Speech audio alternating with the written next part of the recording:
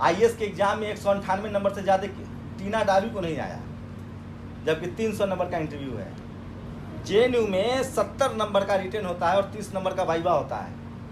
जो दलित, SC, ST, OBC, मुसलमान 64 number ले आता है रिटर्न लिख के, उसको पता है कितना नंबर देता है? जो अपने को सो कॉल लेफ्टिस्ट कहता है, जो कहता है हम जाति नहीं मानते, वो सवर्ण, वो क्या कहता है वहाँ 4 नंबर देता है। 64 4 कितना हुआ?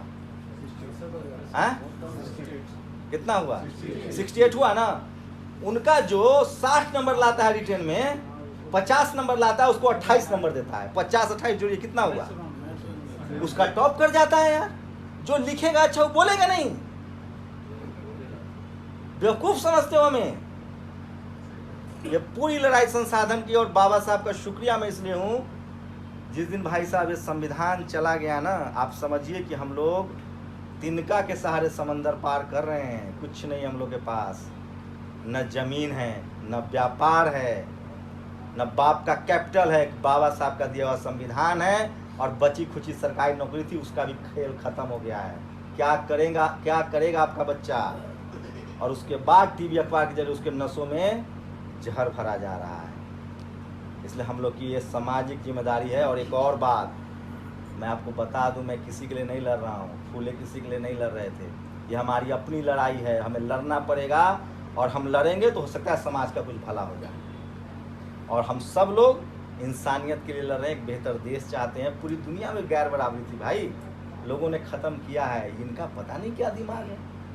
यहाँ जो जितना ज़्यादा अपर कास्ट पढ़ा लिखा है, वो उतना महीन जातिवाद करता है, वो उतना महीन तरीके से शोषण करता है। और अब शहरों में जातिवाद है, मीडिया में है, जुडिशरी में है, ब्यूरोक्रेसी में, आपकी नौकरियों में है।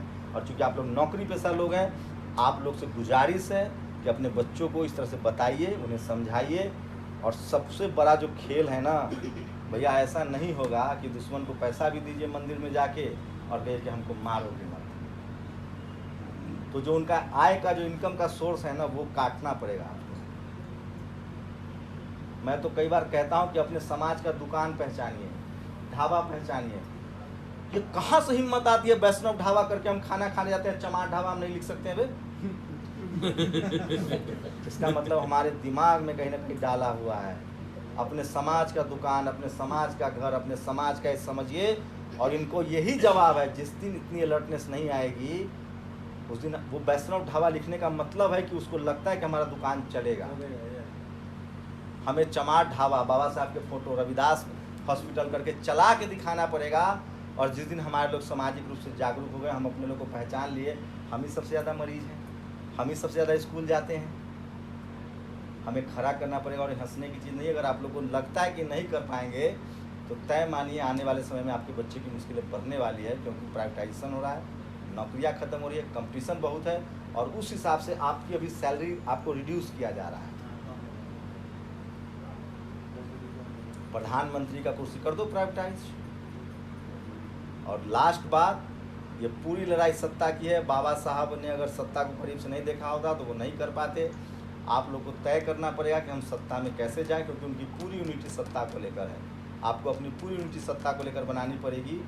और यकीन मानिए, हमारा जो भी भला हुआ है